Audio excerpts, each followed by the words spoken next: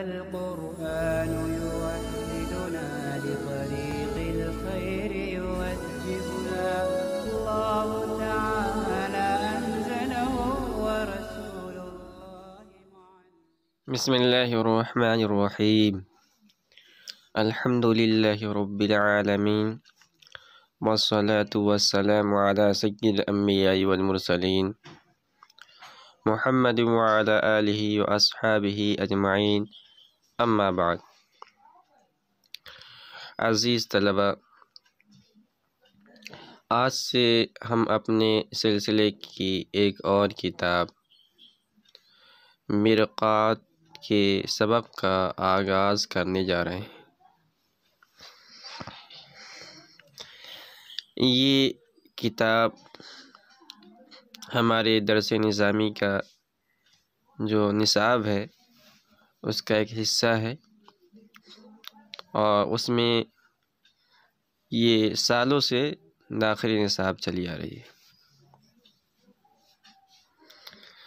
ہمارا جو درس نظامی کا نصاب ہے یہ ایک بہت ہی جامع اور مانع نصاب ہے۔ اس میں علوم عقلیہ علوم نقلیہ دونوں کو شامل کیا گیا ہے، یا دوسرے الفاظ میں اگر اس کو ہم تعبیر کرنا چاہیں تو ہم اس طرح بھی تعبیر کر سکتے ہیں کہ ہمارے اس نصاب میں علوم عالیہ اور علوم عالیہ دونوں کو شامل کیا گیا ہے۔ علوم عالیہ عین سے یعنی علوم جو بلند ہیں، جو مقصود بھی ذات ہیں، جو ہمارے اصلی مقصود ہیں وہ بھی شامل ہیں۔ مثال کے طور پر جو ہم جتنے بھی علوم پڑھتے ہیں اس کا مقصد یہ ہے کہ جو سرچشمہ ہدایت ہے قرآن و حدیث اس کو سمجھیں، تو یہ ہمارے نصاب کے اندر بھی یہ شامل ہیں، اس لیے کہ یہ اصل مقصود ہے۔ اور ساتھ ہی ساتھ وہ علوم جو اعلیٰ ہیں، جو ان علوم عالیہ کے سمجھنے میں معامین ہیں، جو ان علوم عالیہ کے سمجھنے کے سلسلے میں اعلیٰ ہیں، وہ بھی ہمارے درس نظامی کے اندر شامل ہیں۔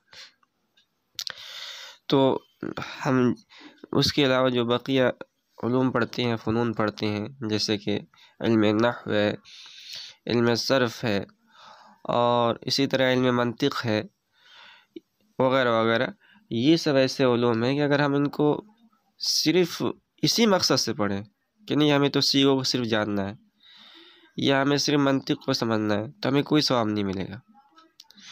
اگر ہم اس مقصد سے پڑھتے ہیں کہ یہ قرآن و حدیث کے سمجھنے میں ہمارے معاون ہوں گے، تو ان کو پڑھنے پر ہمیں ثواب بھی ملے گا۔ بہرکیف یہ علوم عالیہ ہیں، بڑے اور بلند علوم کے سمجھنے میں اعلیٰ ہے۔ انہی میں سے ایک کتاب ہے مرقات، جو فن منطق کے اندر ہے، اور منطق جو ہے ایک اگرچہ قدیم علم ہے، قدیم فن ہے، لیکن ہمارے آج کے اس زمانے کے اندر بھی اس کی اہمیت باقی ہے۔ اگرچہ اگر آپ غور کریں گے اور آپ پڑھیں گے اور آپ کو ایسا لگتا بھی ہوگا کہ خارج میں اس کا وجود نہیں ہے،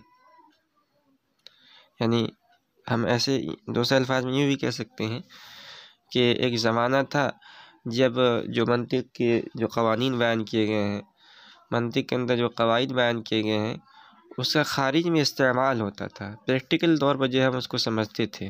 لیکن آج کے اس ترقی یافتہ زمانے میں اس کی جگہ دوسرے علوم نے لے لیا ہے۔ خاص طور پر ہم کہہ سکتے ہیں کہ سائنس، علم سائنس ہے، اس نے لے لیا ہے، خارج میں علم منطق کا وجود نہیں ہے۔ لیکن اس کے باوجود اگر ہم اپنی اکابر کی کتابوں کو، اپنے سلف کی کتابوں کو سمجھنا چاہتے ہیں تو اس کے سمجھے بغیر ان کتابوں کو کما حق وہ سمجھنا ممکن نہیں۔ خاص طور پر ایک موٹی سی مثال میں دیتا ہوں طلباء کو، خاص طور پر جو ہمارے نصاب کے اندر علم فقہ کی ایک بہت ہی مشہور اور جامع کتاب شامل ہے، ہدایہ۔ اس کے اندر بکثرت اس کی عبارتوں کے اندر بکثرت اس علم کا اور اس فن کا استعمال کیا گیا ہے۔ بکثرت صاحب ہدایہ ایسا کرتے ہیں کہ وہ صغرا کو ذکر کر کے کبرا کو چھوڑ دیتے ہیں، ڈائریکٹ نتیجہ ذکر کر دیتے ہیں، کبھی کبرا کو ذکر کر کے نتیجے کو ذکر کر دیتے ہیں۔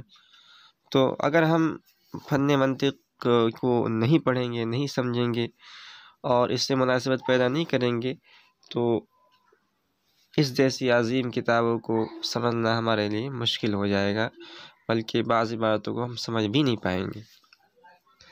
اس لیے آج تک یہ ہمارے نصاب کا حصہ ہے۔ تو آج سے ہم اس کے درس کا آغاز کرنے جا رہے ہیں، اور حسب سابق اس کے شروع کرنے سے پہلے بنیادی طور پر میں آپ کو چند باتیں بتلاؤں گا۔ سب سے پہلے تو یہ بتلاؤں گا کہ اس کتاب کا نام کیا ہے اور اس کا مطلب کیا ہے۔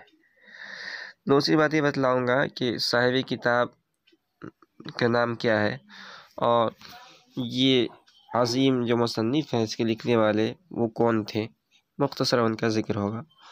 اور پھر تیسرے نمبر پر مصنف نے اپنے اس کتاب کو جس اعتبار سے ترتیب دی ہے اس ترتیب کو ہم سمجھنے کی کوشش کریں گے، تاکہ آپ کے ذہن میں بنیادی طور پر شروع ہی کے اندر ایک کتاب کے تعلق سے ایک نقشہ جمع ہو جائے، نقشہ ذہن میں آپ کے پیدا ہو جائے اور آپ کو سمجھنے میں، کتاب کے سمجھنے میں آسانی ہو۔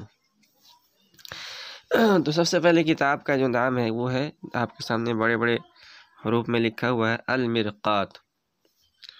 یہ کتاب کا نام ہے، اور مرقات یہ عربی زبان کا لفظ ہے، اور عربی زبان کے اندر مرقات کے معنی آتے ہیں سیڑھی کے، آتے ہیں زینہ کے۔ تو یہ کتاب کا نام مصنف نے مرقات رکھا ہے، اور اس مناسبت سے رکھا ہے کہ یہ کتاب علوم نقلیہ کے سمجھنے کے سلسلے میں آپ کے لیے ایک سیڑھی کا کام کرے گا، آپ کے لیے ایک زینے کا کام کرے گا۔ اور جس طرح اگر ہمیں کہیں اونچی جگہ پر چڑھنا ہو اور اگر ہمارے پاس سیڑھی نہیں ہے، زینہ نہیں ہے، تو ہم جو ہے نہیں چڑھ سکتے ہیں، اسی طرح اگر آپ کو علوم نقلیہ اور علوم عقلیہ سمجھنا ہے اور آپ کے پاس آپ نے کتاب نہیں پڑھ رکھی ہے تو آپ جو ہے علوم عقلیہ و نقلیہ کو نہیں سمجھ سکتے ہیں۔ تو اس مناسب سے مصنف نے اپنے اس کتاب کا نام مرقات رکھا ہے۔ مصنف نے اس کتاب کو کس انداز پہ ترتیب دی ہے، تو مصنف رحمۃ اللہ علیہ نے سب سے پہلے اس کتاب کے شروع میں مقدمہ قائم کیا ہے، اور مقدمہ میں علم منطق کے تعلق سے چند باتیں بتلائی ہیں، جیسے کہ علم کی تعریف، علم کسے کہتے ہیں، تصور و تصدیق کی تعریف وغیرہ وغیرہ۔ اس کے بعد انہوں نے 2 باب قائم کیے ہیں۔ پہلا باب فی الباب الاول فی التعریفات وما يتعلق بها، پہلے باب کے اندر جو تعریفات اور اس کے متعلقات کو بیان کریں گے، اور اس کے بعد انہوں نے دوسرا باب قائم کیا ہے الباب الثانی فی الحجۃ وما يتعلق بها، اور اس کے بعد انہوں نے آخر کے اندر ایک خاتمہ قائم کیا ہے، اور اس خاتمے پر اپنی اس کتاب کو مکمل کر دیا ہے۔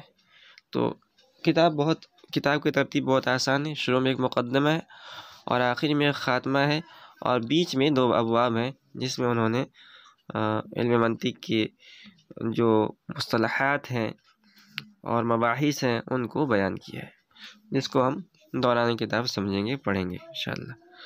کتاب کے مصنف کے بارے میں جان لیتے ہیں۔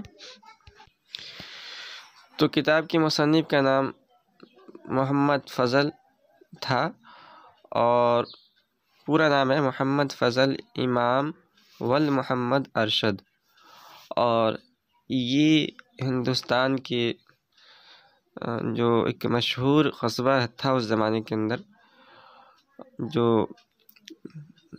سیتاپور ضلع جو ہے، ضلع سیتاپور میں ہے، تو وہاں پیدا ہوئے تھے۔ ان کے قصبے کا نام تھا خیر آباد، مشہور قصبہ تھا اس زمانے کے اندر، خاص طور پر علم منطق اور فلسفہ کے حوالے سے۔ یہیں آپ کی پیدائش ہوئی اور یہیں آپ نے تربیت بھی پائی، مگر بعد میں کسی وجہ سے آپ خیر آباد سے شاہجہاں آباد منتقل ہو گئے اور وہیں آپ نے مستقل سکونت اختیار کر لی۔ آپ نے مولانا سید عبد الواجد کرمانی خیر آبادی سے علوم عقلیہ و نقلیہ کی تحصیل کی، اور اس کے بعد فراغت کے بعد دہلی میں جو ہے آپ نے ملازمت شروع کر دی، اور اپنی باطنی اصلاح کے لیے انہوں نے اس زمانے کے اندر مولانا شاہ صلاح الدین صفوی رحمۃ اللہ علیہ کے دست اقدس پر بیعت کیا اور اپنی باطنی تربیت ان سے پائی۔ اس زمانے کے اندر علوم عقلیہ اور نقلیہ دونوں یعنی کے شناور تھے۔ اس زمانے کے اندر بڑے بڑے علماء تھے، لیکن ان بڑے بڑے علماء میں اگر علوم نقلیہ میں نام لیا جائے تو علوم نقلیہ میں شاہ عبدالعزیز اور شاہ عبدالقادر رحمۃ اللہ علیہ تھے، اور علوم عقلیہ کے اندر صاحب مرقات کا نام پیش تھا۔ سب سے یہ بڑے علماء میں علوم نقلیہ کے سمجھے جاتے تھے۔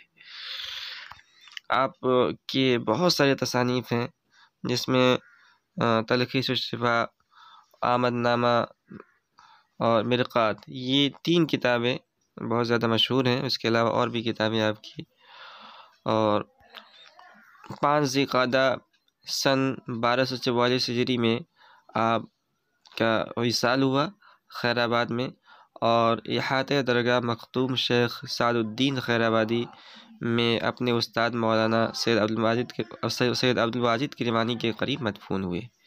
تو یہ تھا مصنف کے مختصر حالات۔ اب اس کے بعد ہم اصلی کتاب کو